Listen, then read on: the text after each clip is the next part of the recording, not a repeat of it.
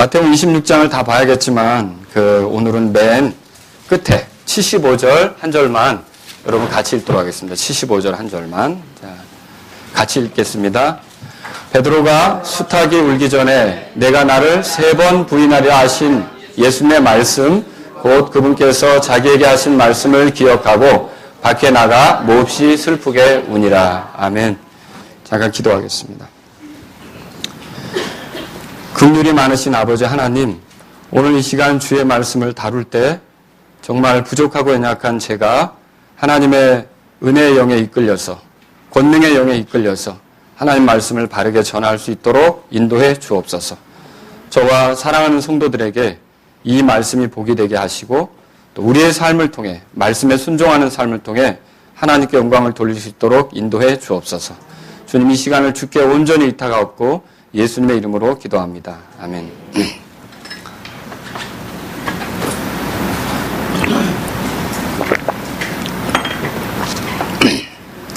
이 마태복음 26장은 예수님이 십자가에 못 박히시기 전에 마지막 여정이 소개되고 있습니다.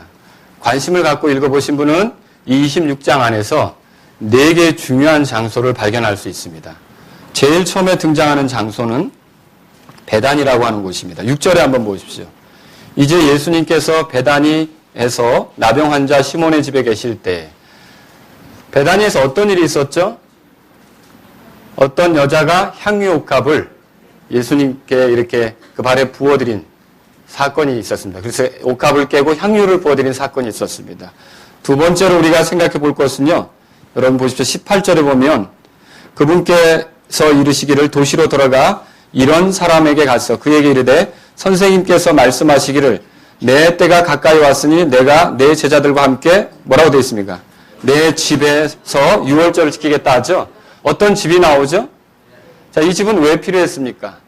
마지막 유월절을 지키기 위해서 필요했어요. 누가복음 22장에 보면 12절에서 큰 다락방이라고 표현이 되어 있어요. 그 집의 큰 다락방에서 예수님이 제자들과 함께 시간을 보낸 걸 알 수 있죠. 세 번째 장소가 등장합니다.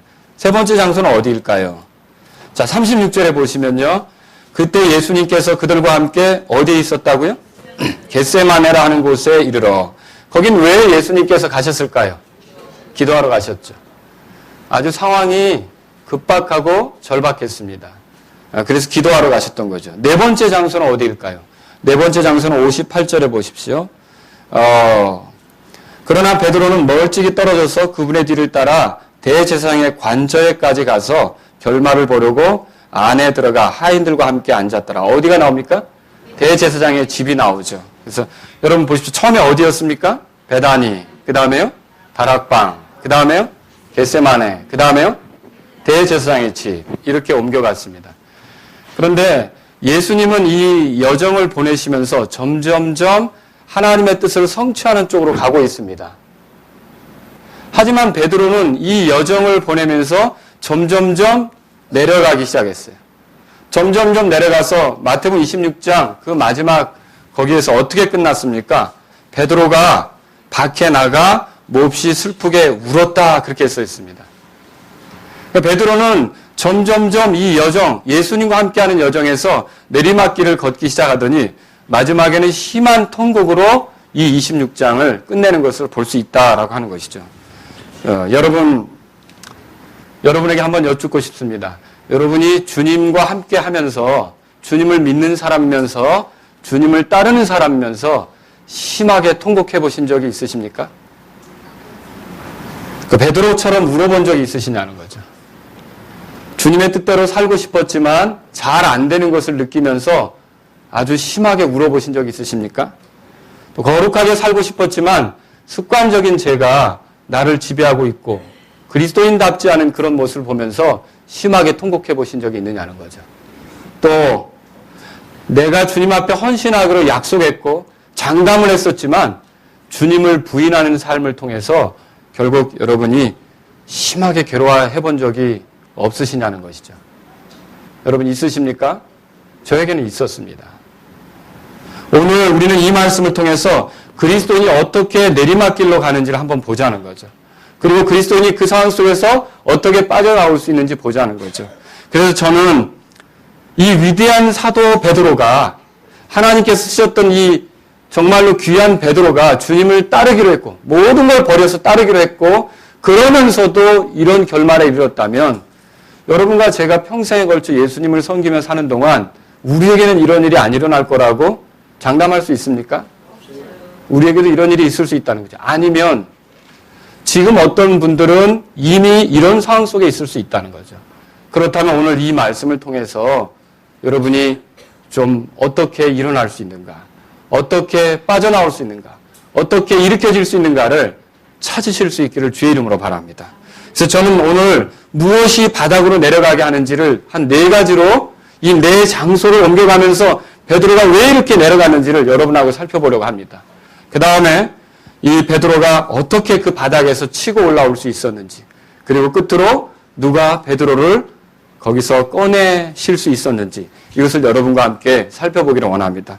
첫 번째로 그래서 무엇이 바닥으로 내려가게 하는 것인지, 여러분 이 통곡과 이 심한 슬픔 속에 그리스도인이 빠질 수밖에 없는 것은 그만한 그 삶이 있었던 것입니다. 그래서 우리가 그런 삶을 살펴볼 필요가 있어요. 우리도 역시 그런 삶을 살게 되면 이런 슬픔과 비통함 속에 젖어들 수밖에 없는 거죠. 그것을 한 4가지로 요약할 수 있는데 첫 번째가 뭐냐면요. 지나치게, 그러니까 너무나 자기 중심적이어서 예수님의 자리에 앉는 겁니다. 예수님의 자리에 자기가 서는 거죠. 이것이 문제가 되는 거예요. 자, 베드로의 내리막길은 베다니에서 시작됐습니다. 여기 보면 나병 환자 시몬의 집에 계셨을 때 일이 일어나는 것을 우리가 이제 살펴보려고 하는데 한 여자가 보십시오. 거기에 마태복음 26장 거기에 보니까 한 여자가 매우 귀한 향유를 담은 옥합을 가지고 와서 그분께 이렇게 그분의 머리에 부었다. 그렇게 돼 있죠. 그렇죠? 그분에게 부어드렸어요. 근데 이 여자가 누군지 여러분 아시겠습니까? 요한복음, 마태는 기록하고 있지 않지만 요한은 이름을 잘 기록하고 있어요. 요한복음 가보세요. 요한복음 12장에 보시면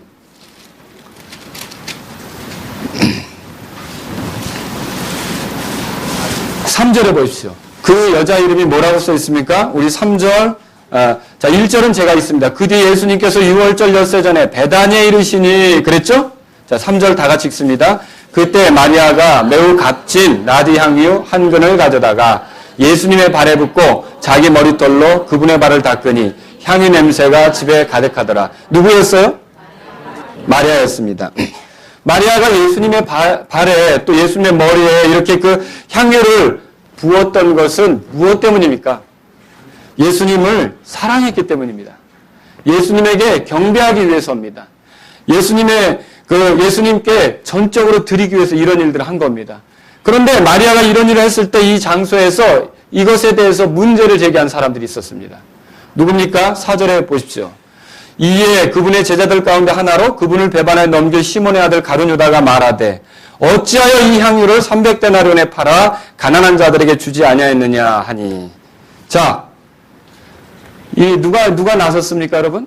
가룟 유다가 나섰습니다. 가룟 유다의 이 말은 마치 가난한 사람들을 되게 염려하는 것처럼 들립니다. 그렇죠? 굉장히 정의로운 소리처럼 들립니다.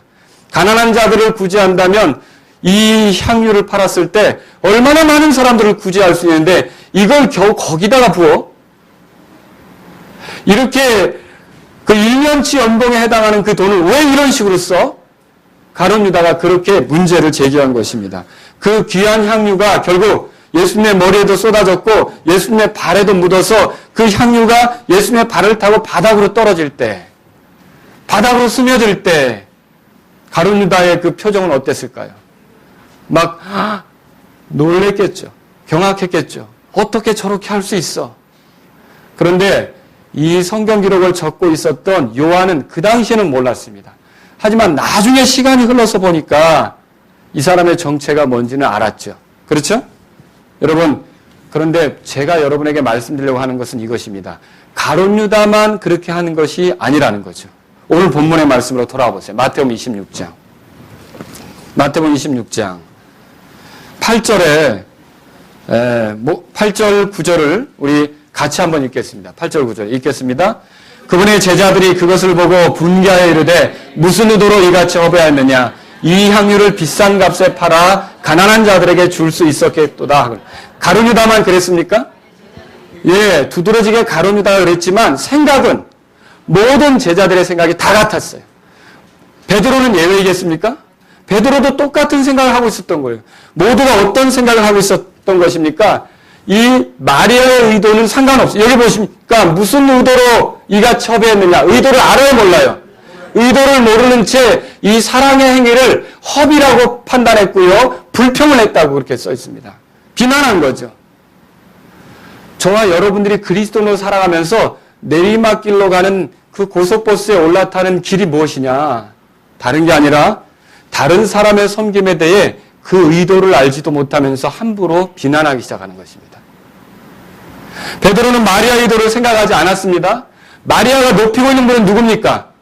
예수님이 어떤 분인지 생각하지도 않았습니다. 그리고 마리아가 그렇게 하고 있을 때 예수님이 거절하고 물리치고 있었습니까? 그걸 용인하고 받아들이고 있었습니까? 예수님이 그렇게 하면 무슨 의도가 있는 거 아닙니까? 예수님의 뜻도 고려하지 않았던 거죠. 마리아의 의도도 무시했고 예수님도 무시했고 예수님이 그것을 인정하고 있는 그 예수님도 생각하지 않았던 이 베드로의 모습을 보자는 것이죠. 가룟유다처럼 똑같이 말했어요. 똑같이 행동했어요.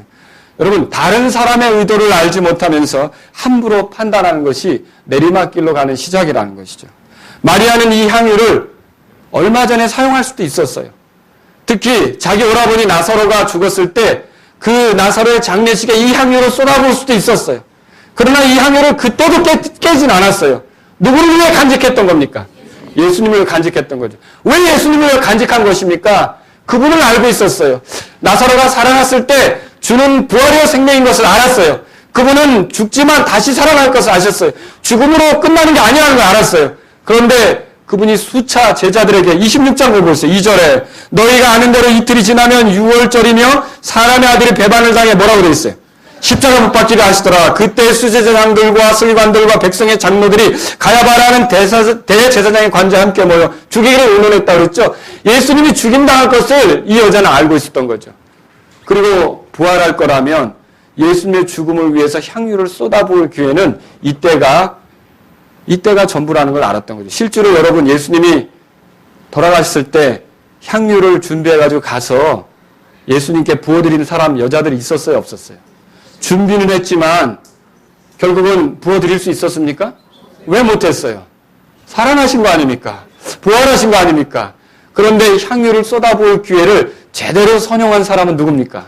마리아 한 사람밖에 없는 거죠. 마리아는 예수님의 말씀을 믿었고요. 마리아는 예수님을 사랑했고요. 마리아는 예수님의 죽음이 귀한 죽음이라는 걸 알았고요. 마리아는 예수님이 부활하면 더 이상 그 장례를 위해서 어떤 향유가 필요하지 않다는 것도 알았던 거예요. 지금 먼저 그래서 자기를 위해 죽으러 이 땅에 오셨고 부활하실 예수님께 그 향유를 쏟아붓는 거죠.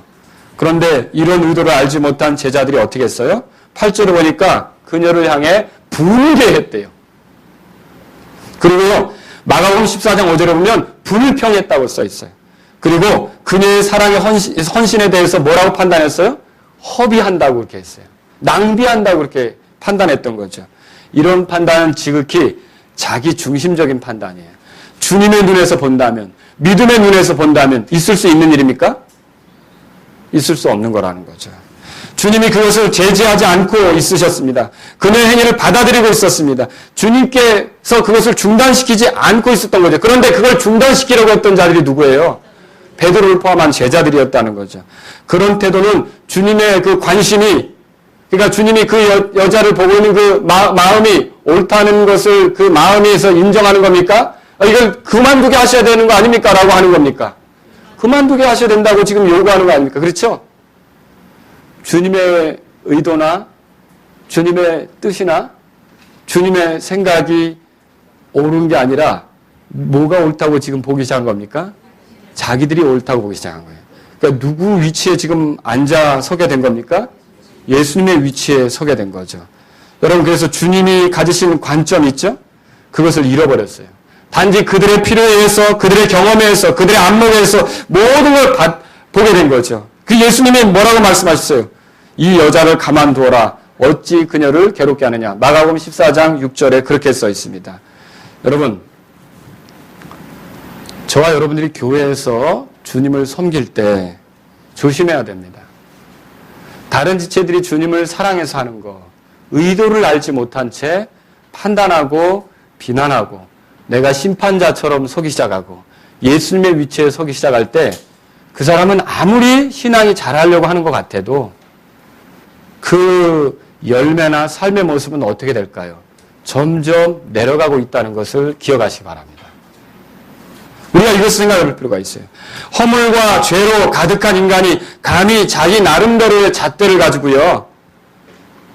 하나님 위치에 서서 판단하기 시작하는 거예요. 주님 위치에 서서 판단하는 거죠. 이거보다 교만한 노릇이 어디 있습니까? 여러분, 심판자처럼 행세하는 것은 옳지 않습니다. 그래서요, 성경으로 보는 게 아닙니다. 감정으로 봐요. 그 감정으로 보니까 어때요? 내 기분이 나쁘면 옳지 않은 거예요. 여러분, 이게 죄라니까요. 이게 내리막으로 가는 거라니까요. 성경으로 보는 게 아니에요. 그래서 개인적인 이치로 보는 거예요. 내 경험이나 내 연륜이나 내가 알고 있는 지식이나 내가 판단하는 거나 내가 살아온 것을 보는 거죠. 그래서 어때요? 내 이치에 맞지 않으면 어떤 거죠? 다 옳지 않다고 보는 거죠. 누가 판단자입니까? 자기 자신이 판단자가 되는 거죠. 자기 자신이 중심에 서서 자기 자신이 심판자 행세를 하고 자기 자신이 모든 걸 옳고 그른 일을 판단할 위치에 서는 거죠. 결국 내리막길로 향하는, 신앙의 내리막길로 향하는 버스에 올라탄 것과 같다는 거죠. 여러분, 그렇게 되면 어떻게 결말이 납니까? 분개함이 생겨요. 그렇게 하면 어떤 일이 생깁니까? 불평이 생겨요.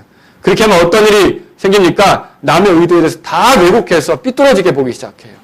비난만 나오게 되는 거죠. 이건 지금 내리막길로 향하는 길이라는 것이죠. 우리 가운데 혹시 이런 것이 있다면 오늘 거기서 좀 돌이키실 수 있기를 주의 이름으로 바랍니다.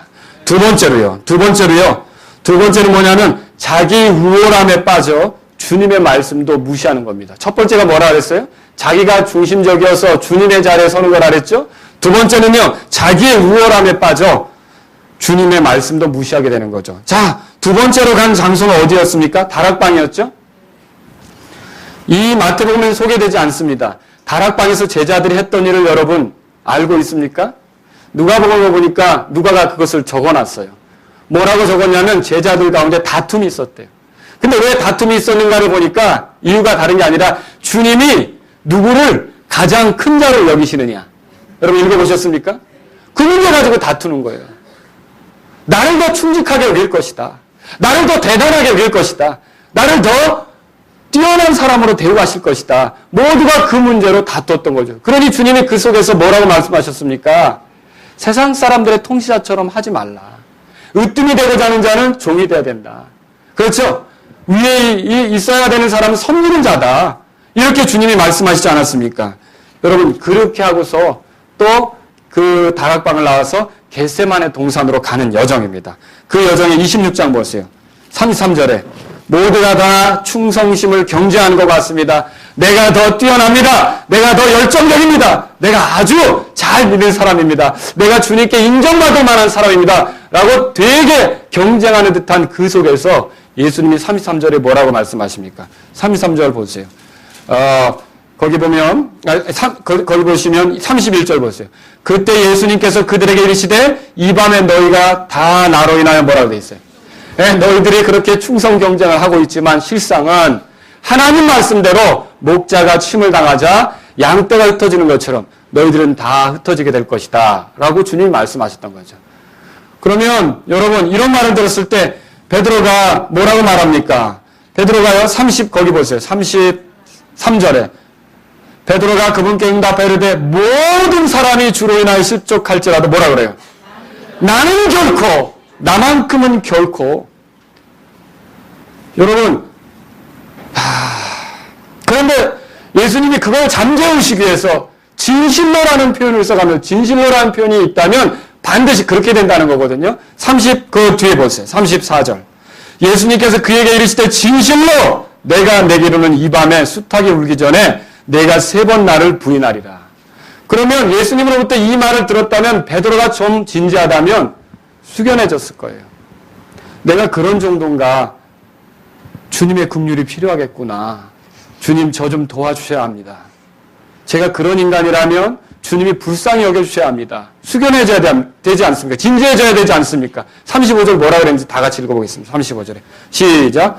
베드로가 그분께 이르되 내가 주와 함께 죽을지언정 주를 부인하지 아니하리이다 하매 모든 제자들도 그와 같이 말하니라. 뭐라고 얘기하는 겁니까? 여러분과 저는 이 말씀을 읽을 때 베드로가 충직하다고 생각할 수 있습니다. 다른 사람은 그렇게 할지라도 나는 그렇게 안 합니다. 나는 그런 사람 취급하지 마십시오. 나는 그런 부류의 사람이 아닙니다. 나는 절대로 그렇게 살지 않습니다. 교회 안에서도 그럴 수 있지 않습니까? 이 형제들 가운데 제가 누누이 말하는 게 있죠. 그리스도 안에 있는 이 지체들이 천사입니까? 날개 달렸나 확인 좀 해보세요. 혹시 겨드랑이에 뭐 있나? 우리는 다 인간이에요. 구원받았어요. 구원받았는데 용서받은 죄인이죠. 여전히 죄 많은 사람들 아닙니까? 하늘나라에 갈 때까지 부끄러운 게 계속 들어갈 수밖에 없는 약한 존재들 아닙니까? 그런데도 왜 천사들 속에 사는 것으로 기대해가지고요. 조금 지체들이 잘못하면 어때요? 아까처럼 판단자의 위치에 있을 뿐만 아니라 이제는 어떻게 하냐면 나는 그와 같은 사람이 아닙니다. 나는 저런 식으로 말하지 않습니다. 나는 저런 형태의 신앙생활하지 않습니다. 내가 누군데 그래도 나는 여러분 이게 내리막길로 가는 길이라는 거죠. 베드로가 그런 사람이었어요. 우리는 베드로가 이 말을 했을 때 매우 충직한 것처럼 보입니다. 하지만 이 말은 누가 한 말입니까? 전지하신 하나님 예수님이 하신 말씀이에요. 모든 걸 알고 계시는 예수님이 하신 말씀이에요. 자신의 말씀대로 성취하실 수 있는 신실하신 분 예수님이 하신 말씀이에요. 그러므로 베드로가 모든 사람이 버려도 나는 뭐라고 돼 있어요? 여기 35절에 죽을지언정 주를 부인하지 않는다. 그렇게 얘기했죠. 그게 무슨 말이냐면 쉽게 말하면 이거예요. 주님 거짓말하고 계십니다. 저 그런 사람 아닙니다. 주님이 잘못 말씀하시는 겁니다. 저 그런 사람이 아닙니다. 지금 결국 자기가 우월하다고 생각하니까 주님의 말씀도 무시하는 위치에 서게 된 거죠. 저와 여러분들이 그런 함정에 빠질 수 있다는 거죠. 영적 우월함으로 이제 자기를 높이기 시작하면 주님이 누구신지를 똑똑히 보지 못하게 돼요. 똑바로 보지 못하게 된다는 거예요. 주님보다 자신을 더 대단하게 생각하게 만듭니다. 그래서 주님의 말씀의 권위도 인정하지 않게 되죠. 이건 무섭게 되는 거예요. 그래서 또 하나 예를 들어볼까요? 교회 안에서 어떤 자매가 잘못했을 때 주님은 용서하라고 그래요. 주님 제가 3번 용서했습니다. 주님은 계속 용서하라고 7번까지 하라 그래요. 주님 저 많이 용서했습니다. 주님이 또 용서하라고 그래요. 7번씩 7번까지 하래요. 주님 제가 바본 줄 아세요? 주님의 말씀까지도 무시하기 시작하는 거죠. 여러분 그 사람은 열심히 성경을 읽고 열심히 주님을 찾는 것 같아도 영적으로 잘할 수 있을까요? 계속 내리막길로 내려갈 수밖에 없다는 거죠. 우리는 이런 경고를 깨달을 필요가 있다는 것입니다. 그래서 무엇이 되었든지 간에 우리가 다른 이들과 비교해서 갖는 우월감은요. 결국 영적으로 내리막길로 가는 거예요. 이게 원래예요. 누가복음 18장에 찾아보세요. 누가복음 18장.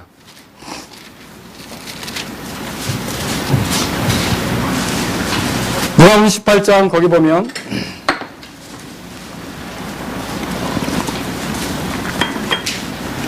14절 보십시오. 다 같이 읽겠습니다. 예수님이 그 말씀하시죠. 바리새인과 세리를 놓고서요. 그렇죠? 14절 다 같이 읽겠습니다. 내가 너에게 이르노니 저 사람이 아니라 오히려 이 사람이 의롭게 되어 자기 집으로 내려갔느니라. 뭐라고 되어 있어요? 자기를 높이는 자는 다 낮아지고 자기를 낮추는 자는 높아지리라 하시니라. 원리가 그래요. 왜 내리막길로 가느냐? 자기를 스스로 높이기 시작하면 결국 내리막길로 갈 수밖에 없다라고 하는 것입니다. 세 번째 드리고 싶은 말씀이 있습니다. 첫 번째 뭐라 그랬죠?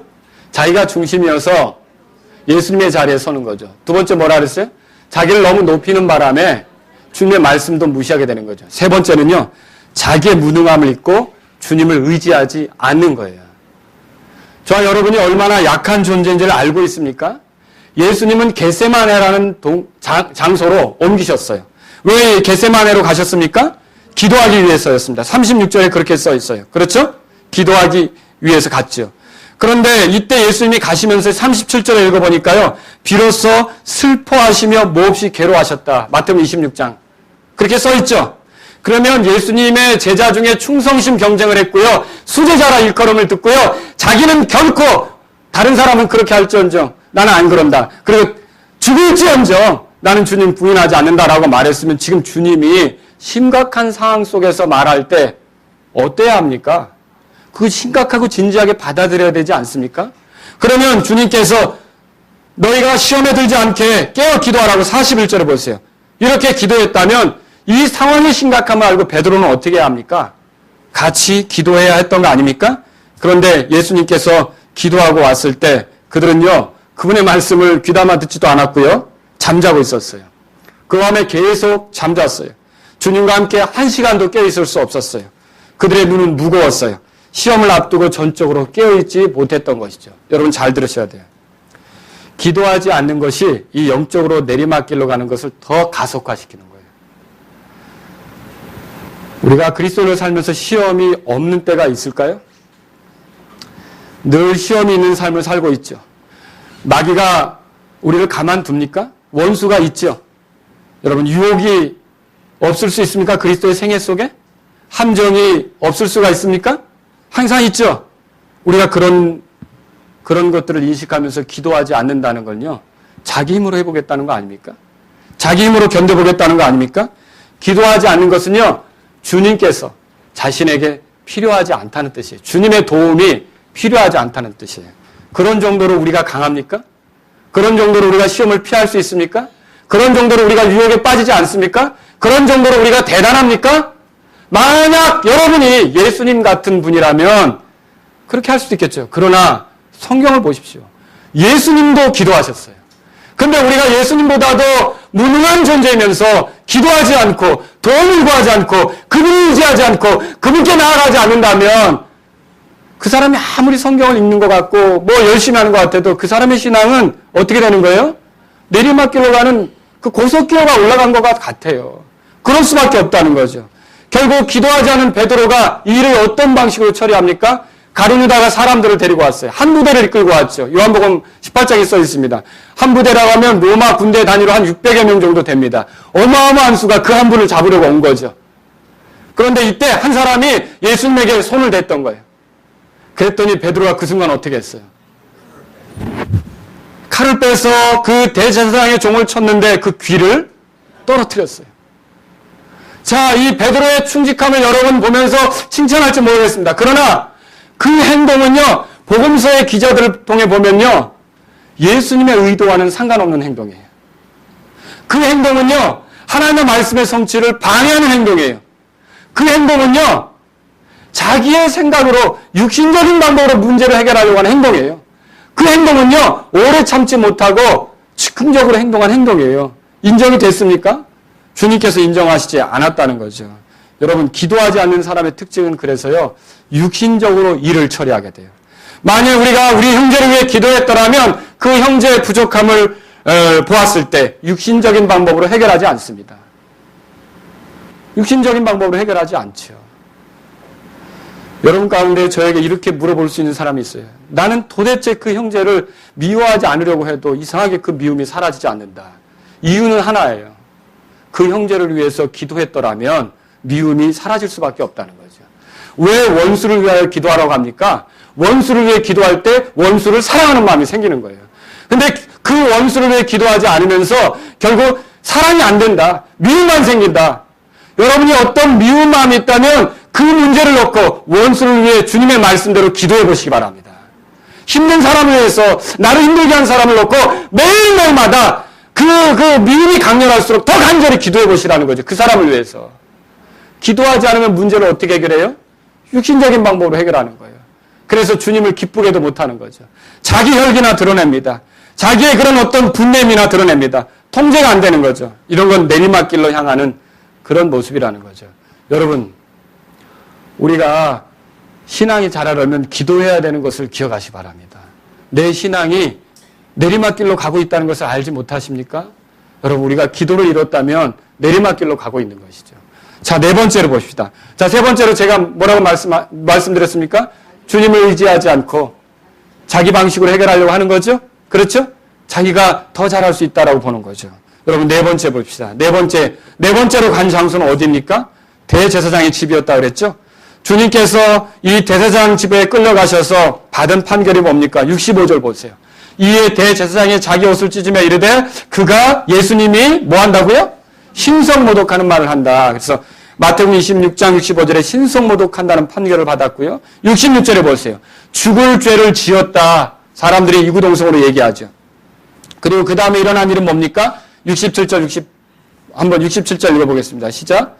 이에 그들이 그분의 얼굴에 침을 뱉으며 그분을 주먹으로 치고 다른 자들은 손바닥으로 치며. 예수님이 그 대제사장의 그 관저 안에서 이런 심한 고통을 당하고 있는 순간이었습니다. 그런데 베드로는 그때 뭐하고 있었습니까? 예수님을 잡아 죽이려고 한 부대가 왔었다 그랬죠? 이제 그 사람들이 일이 어떻게 되는지 보고 대제사장의 관저에 몰려 있는 것입니다. 그리고 날이 서늘하니까 어때요? 그들의 몸을 따뜻하게 하기 위해서 불을 지피기 시작한 겁니다. 그 관저 밖에 집회장에서 불을 지피기 시작한 거죠. 그럴 때 베드로는 어떻게 하고 있었습니까? 그들 틈에 섞여 있었다는 거죠. 영적으로 내리막으로 간다는 건 뭐냐면 자신이 누구인지 정체를 잊고 주님의 반대편에 섞여 있게 되는 것이죠. 이것이 가장 큰 문제예요. 그는 그리스도인인 걸 잊었어요. 그는 자기가 충성을 다하기로 한 것을 잊었어요. 그 순간 그는 그들 틈에 섞여서 그들과 한편인 것처럼 행동했어요. 주님을 공격하고 비난하는 사람과 동지인 것처럼 행동했다는 거죠. 이것이 얼마나 무서운 일입니까? 자, 보세요. 69절에 한 소녀가 여러분 거기 보십시오. 69절에 보니까 한 소녀가 그에게 나와 당신도 갈릴리 예수와 함께 있었다. 그렇게 말했죠? 베드로가 뭐라고 합니까? 70절에 부인하며 이르되 나는 내가 무슨 말 하는지 알지 못한다. 이게 무슨 뜻이에요? 너 뭔 소리야? 무슨 소리야? 모른다는 거죠. 그렇죠. 또 여러분 71절에 보세요. 그러다 다른 하녀가 이자도 나사렛 예수와 함께 있었다. 그렇게 얘기했어요. 그랬더니 베드로가 가만히 아니라 거기다 플러스 맹세하고 부인하면서 뭐라 그랬어요? 나 그 사람 몰라? 그 사람 누구예요?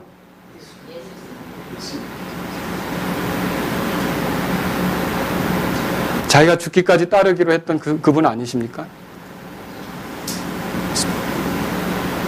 자기를 위해 이 땅에 찾아오신 그 구원자 아니십니까?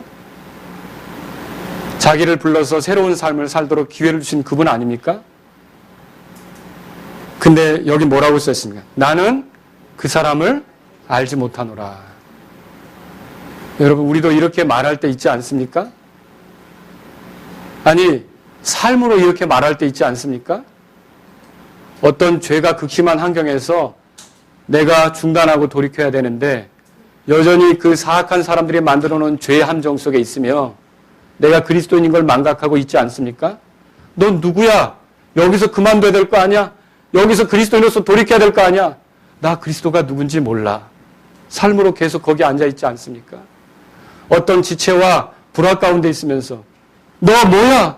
너 그리스도인 아니야? 그리스도를 따르는 사람이면 형제 사랑하라고 그랬잖아. 그리스도가 우리를 사랑한 것처럼 우리가 사랑해야 하는 거, 우리가 그렇게 서로 사랑해야 하는 거 아니야? 나 그리스도 몰라. 그리스도를 모르는 세상 사람처럼 그렇게 하고 있지 않습니까? 우리는 입술로는 부인하지 않아도 삶을 통해 그리스도를 부인하는 경우가 많지 않습니까? 여러분 여기 보십시오. 세 번째로 물었어요. 다시 다른 사람이 베드로에게 이르기를 73절에 보니까 너도 확실히 그들과 한패라.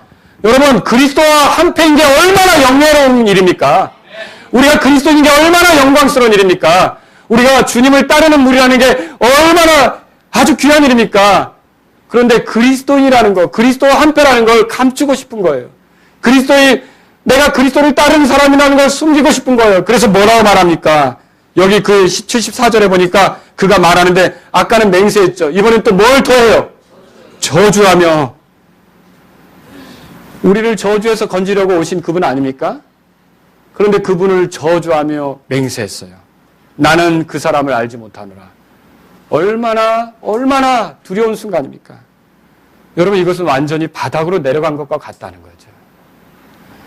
자기의 정체가 무엇인지 잊고 살아가는 것은요. 그래 그리스도인인 걸 잊고 살아가는 거요. 하나님의 자녀인 걸 잊고 살아가는 거요. 영적으로 바닥으로 떨어진 것입니다.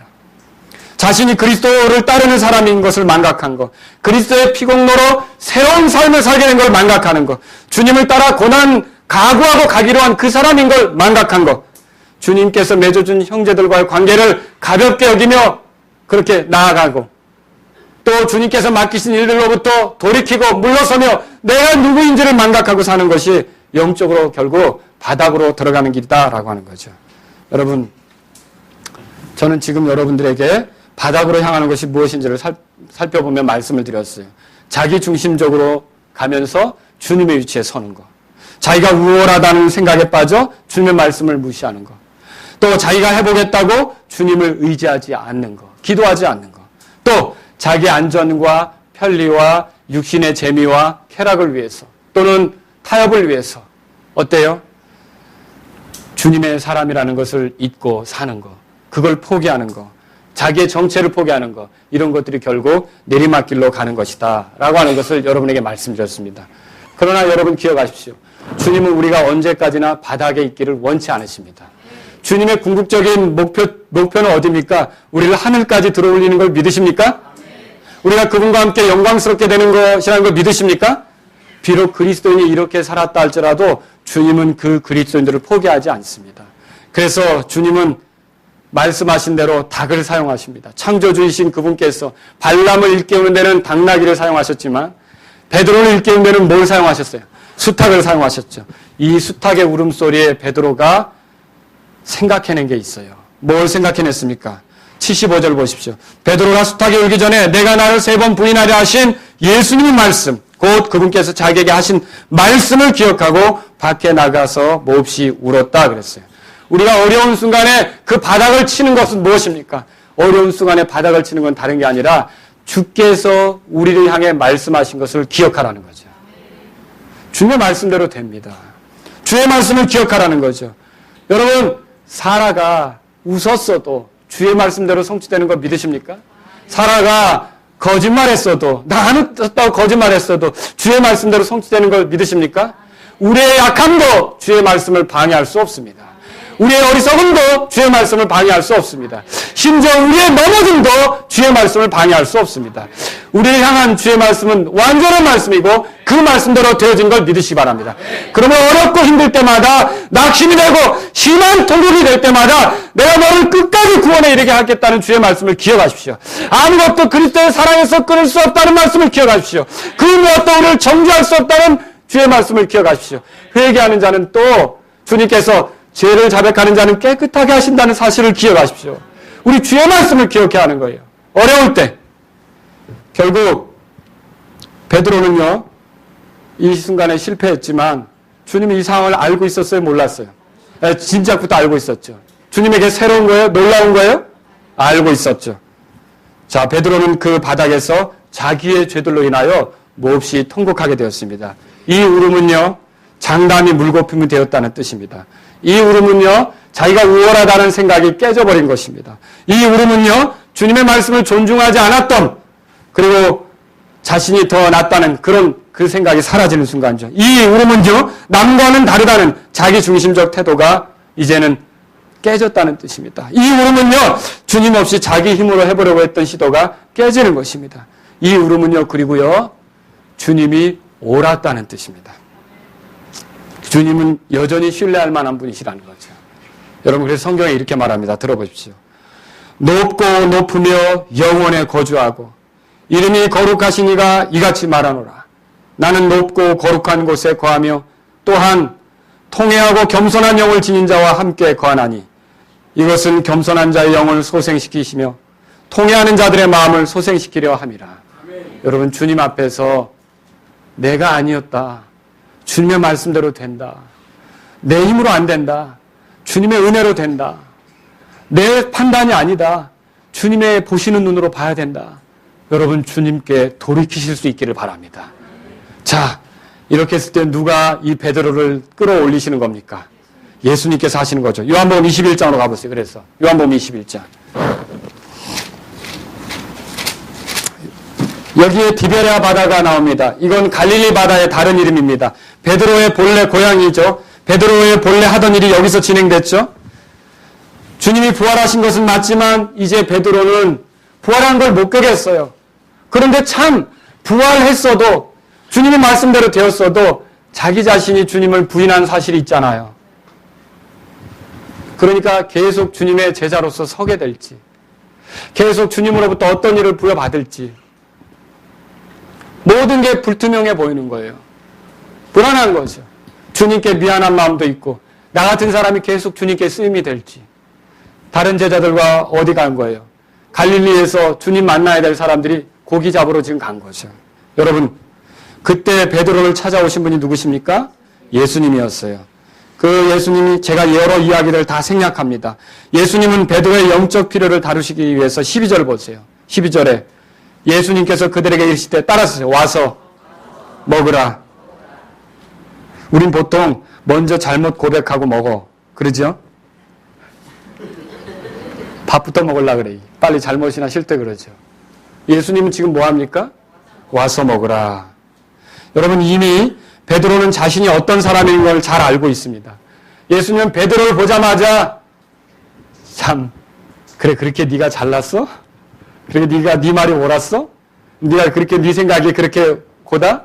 너 위에는 아무도 없어? 네가 그렇게 나 없이도 될 것 같아? 따졌습니까? 와서 먹으라. 여러분 기억해 보십시오. 불을 피워놓으셨습니다. 식사를 준비했습니다. 밤새도록 고생한 그들을 위해서. 그리고 그 불가에 와서 그들이 옷을 말리는 동안 기다리셨습니다.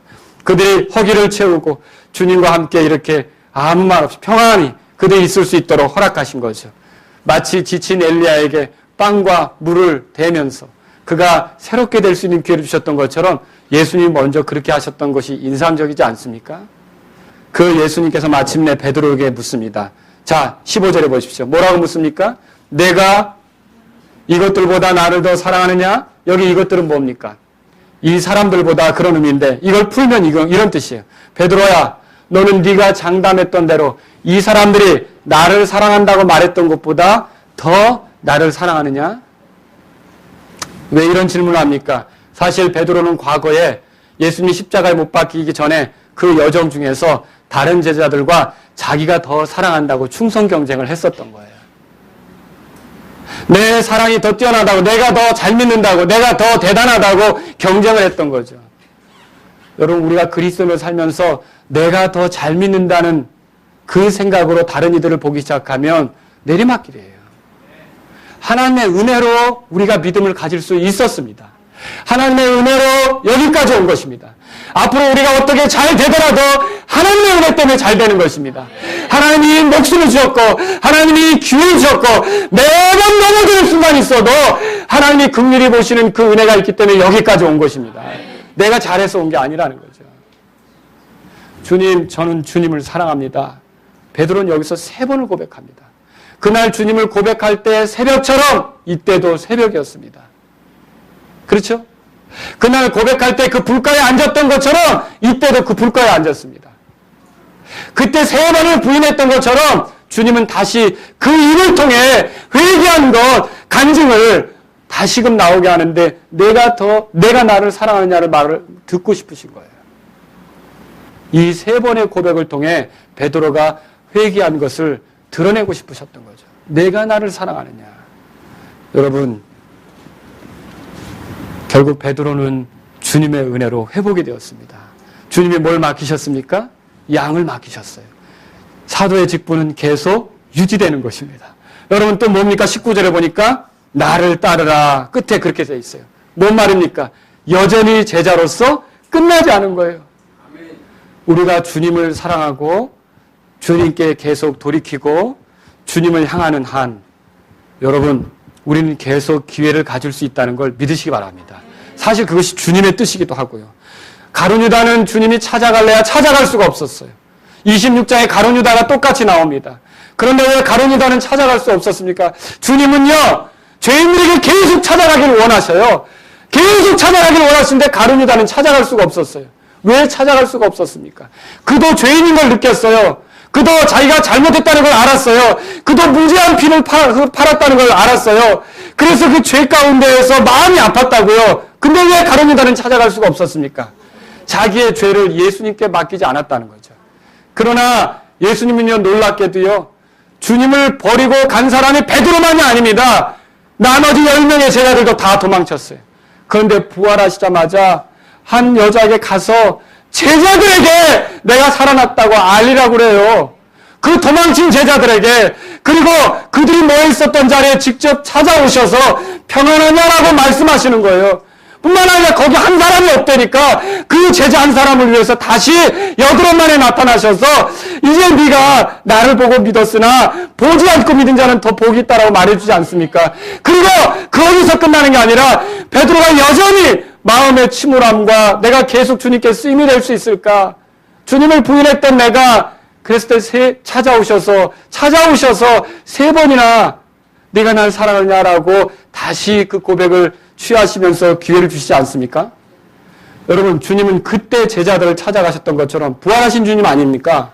예수님이 죽으시고 부활하셨고 그것이 우리들의 죄 때문에 당할 수밖에 없는 고난이었고 우리를 죄 가운데 건지시기 위해서 희생당하신 일이고 그분이 부활하심으로 내가 죄에서 건져지고 베드로는 이후로 그거 전하고 다니거든요.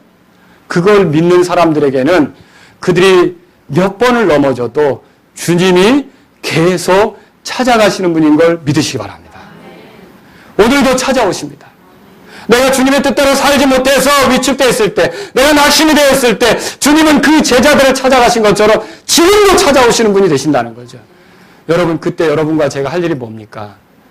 주님을 향해서 사랑을 고백하지 않겠습니까? 어차피 부인한다는 건요, 우리 평생에 자주 부인하지 않습니까? 부인하는 삶을 살잖아요.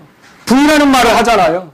부인하는 생각을 하잖아요. 주님을 안다면 할 수 없는 생각들, 주님을 주로 모셨다면 할 수 없는 말들, 주님을 따른다고 한다면 할 수 없는 행동들, 이런 거 많이 하는 거 아닙니까? 그럼에도 불구하고 그 예수님이 이렇게 죄 많은 나를 위해 죽으셨고 부활하셨다고 여러분이 믿고 있다면 예수님은 계속 여러분을 찾아가시는 분인 걸 믿으시기 바랍니다. 오늘도 찾아오셔요. 왜 찾아오셔요? 여전히 나를 따르라는 거죠. 왜 찾아오셔요? 여전히 양들을 섬기라는 거죠. 왜 찾아오셔요? 나를 사랑하는 마음으로 다시 시작하라는 거죠. 여러분, 우리도 종종 그런 순간이 있지 않습니까? 내 자신의 부족함을 봅니다. 그리스도를 따른다면서도 세상 사람 못지않은 추한 모습을 봅니다. 구원받았다고 하지만 구원받기 전이나 별로 다를 바가 없는 나를 봅니다. 주님께 헌신했지만, 주님의 초청에 응했지만, 그리고 아주 열심히 그렇게 살겠다고 다짐했지만 그 모든 것들이 물거품이 된 것처럼 그렇게 힘없이 살아가는 나를 봅니다. 이제 더 이상 기회가 없는 것 같고 내가 할 수 있는 것은 아무것도 없는 것 같고 그때 주님이 그 제자들을 찾아가셨던 것처럼 지금도 여러분을 찾고 있다는 걸 믿으시기 바랍니다.